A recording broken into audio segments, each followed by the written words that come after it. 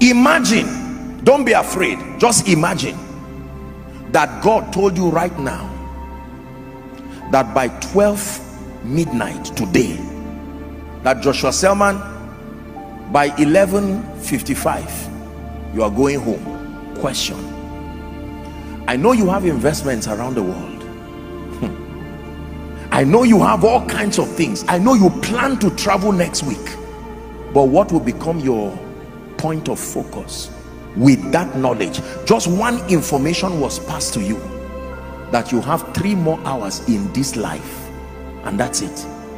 3 more hours. Wrap up whatever you have to do. You have 3 hours. No prayer will change it. 3 hours. You are not sick, and it's not going to be accident. It will not be anything. Once it's time, God knows the many ways he will pick you so that you don't fear, but you just have 3 hours. Think for a moment. What are you going to do?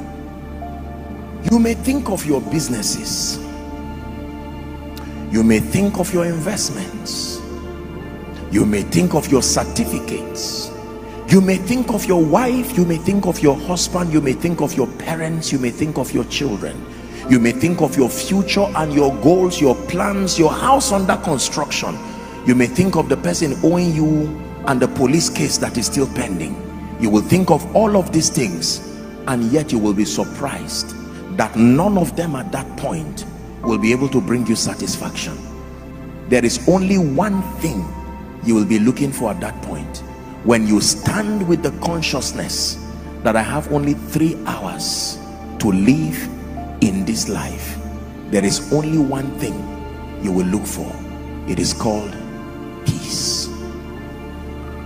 3 hours to end your life, and yet it is not another degree you want. It is not another political office you want. 3 hours. It is timing. By now it will be less than the 3 hours. It is not whether you like it or not. Non-negotiable. 3 hours. Then you will now have the wisdom to look for what you would have spent your entire life really looking for.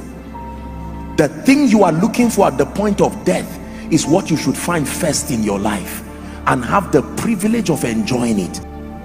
How come you only find it when you are hours to the end of your life, whereas that is really what you need even from the start of your life? And can you imagine that it is available even before you find any of these things? That you can have it without a car, you can have it without a child, you can have it without a church, and yet we ignore it. But when you are about to go, when every other thing fades, you find out that is the real thing.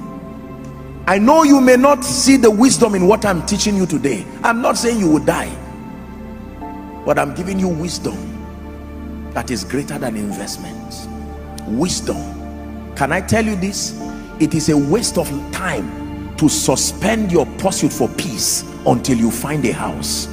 It is a waste of time to suspend your pursuit for peace until you have children. It is a waste of time to suspend your pursuit for peace until you have money. None of those things have the power to give you peace. I can tell you, they may carry with them expressions of conveniences that may minister security, may minister variety, but security, variety, significance, love and acceptance, growth and advancement, impact and contribution are psychological ways of looking for the same thing: peace. Jesus said, I've given it to you. I don't give you when you finish your degree. I don't give you when you finish your master's. I don't give you when you finish your PhD.